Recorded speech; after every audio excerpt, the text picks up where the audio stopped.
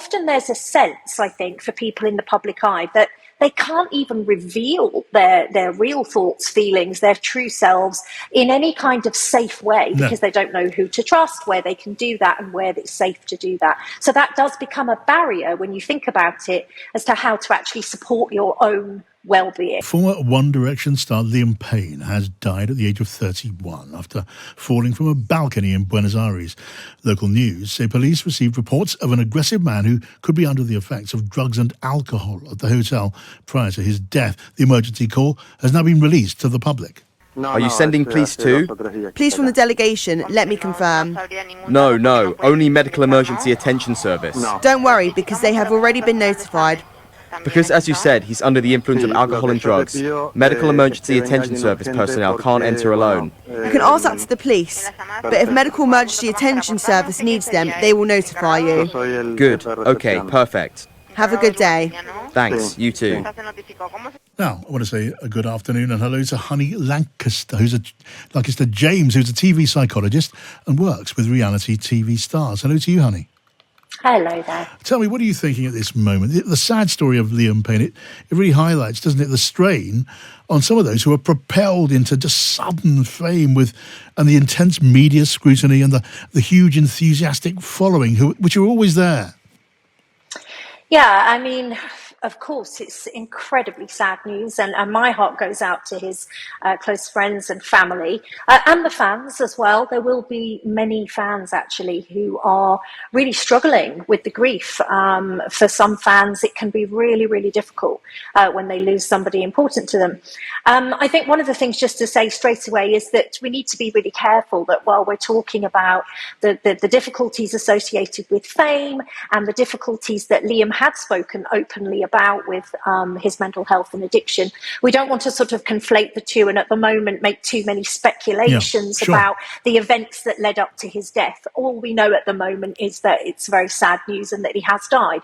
But we do know that he did talk openly about some of the challenges of coming to terms with life in the public eye at such a young age. And it seems that he was struggling from some of the posts that he'd made. And that's a topic which bears discussion, I think, doesn't it? Just in its own right. Liam Payne, he did, after all, tell one interviewer it wasn't for him about being constantly stopped in the street, which did happen, of course. It was about feeling watched, knowing he could be photographed at any given moment.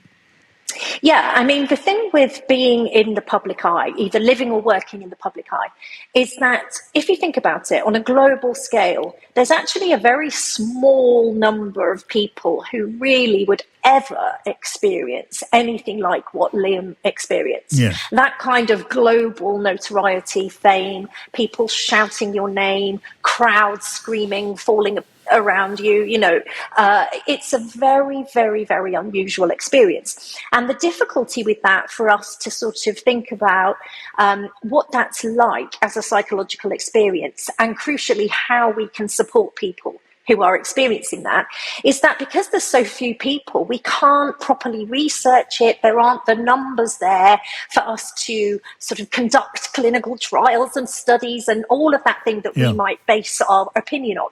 So we have to go by actually a very small number of kind of anecdotal cases where people who have lived, worked in the public eye tell us what some of that experience is like. And for me, I work entirely sort of behind the scenes in television and film, and I also work entirely and exclusively with people who live and work in the public eye. So it's a very niche area that I work in. And so I do hear some of the same things time and time again. Yeah. There's an element where I think there's often a duality between, on the one hand, really craving and loving the attention and the fame and all the trappings that come with that can be really enjoyable.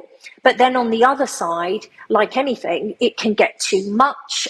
There's often a relentless schedule. There's often a feeling of being trapped within the persona because, of course, the entertainment industry often demands people to perform regardless of what's going on in their personal life or what kind of day they're having. Yeah. And of course, they have a public persona that they carry with them everywhere they go. Yeah. And now with mobile phones, of course, that can be monitored. So often there's a sense, I think, for people in the public eye that they can't even reveal their real thoughts, feelings, their true selves in any kind of safe way, because they don't know who to trust, where they can do that, and where it's safe to do that. So that does become a barrier when you think about it as to how to actually support your own well-being in that and of course, very strange world. Indeed, and social media is a kind of lidless eye. That pressure is absolutely unrelenting.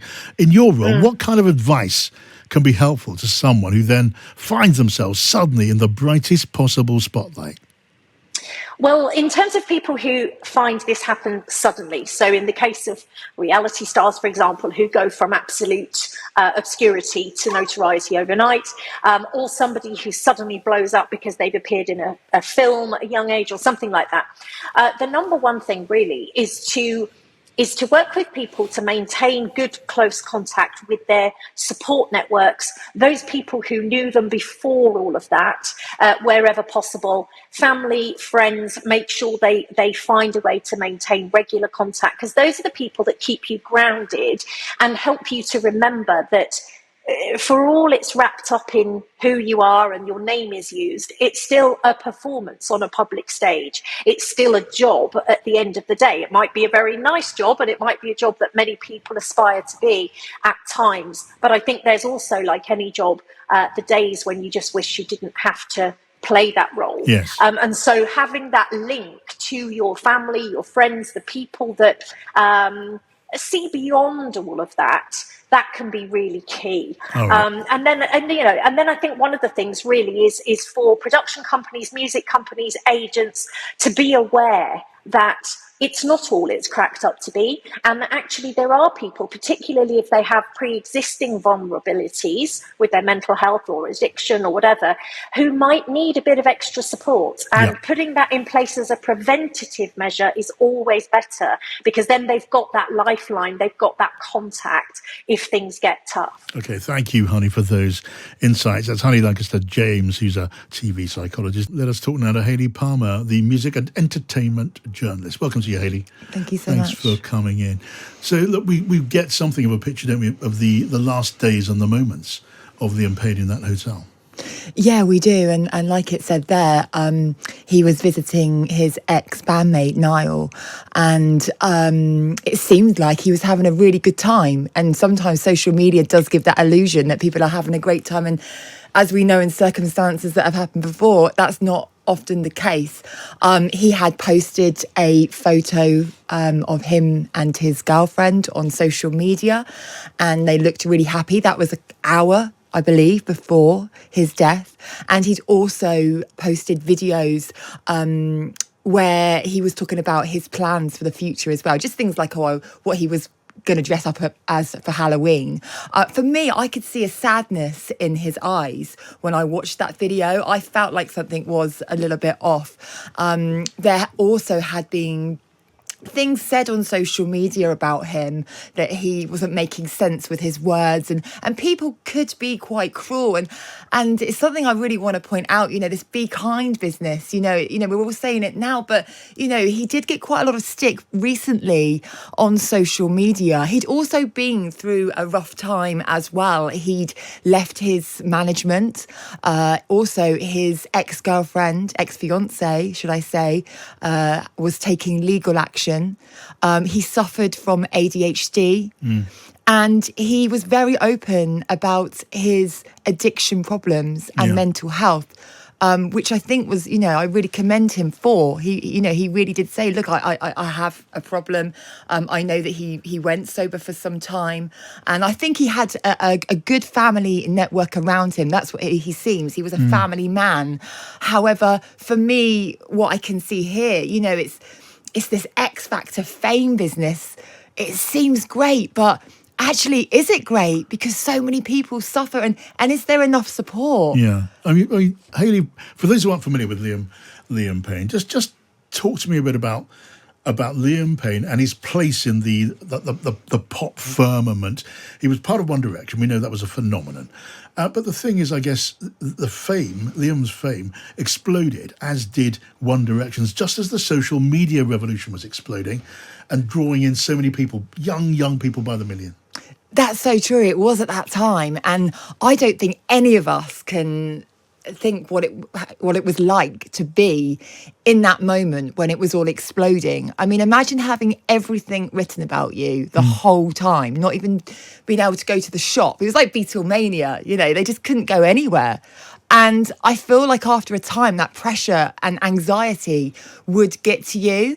I mean, the success that One Direction had was absolutely incredible. I mean, American Music Awards, 7 nominated for 10, Billboard 6 nominated for 12 Brit Awards, winning 7. They won an MTV VMA Award, huge global award ceremonies. They won 2018 Choice Awards, nominated for 31. So their success was absolute mega star.